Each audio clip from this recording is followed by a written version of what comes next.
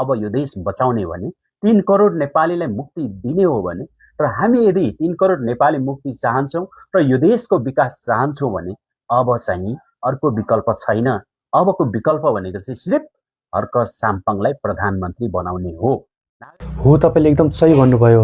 यदि हामी देशलाई बचाउने हो भने, देशको विकास चाहने, देशको भलो चाहने, 3 करोड नेपालीको भलो चाहने हो भने चाहिँ हामीले बालेन सरकारलाई साथ सपोर्ट गर्नुपर्छ। अरू कसैको कुरा सुन्नु हुँदैन। सबै पार्टी बालेन सरकारको विरुद्धमा लागेका छन्।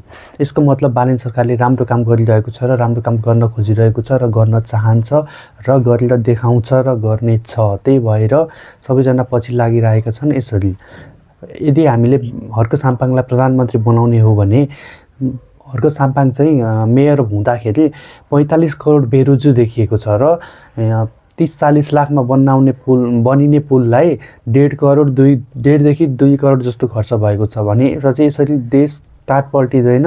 2-4वटा पुल भन्दा अलिकति केही हुँदा त देश त पुरै लोनमा गएर देश त बिक्री हुन्छ। देश बेच्नुपर्ने अवस्था आउँछ लोन तिर्नको लागि।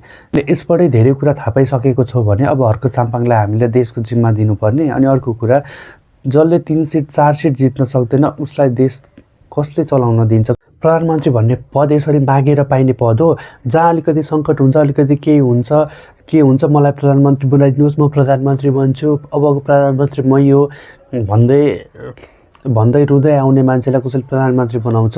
त्यसरी पाइन्छ?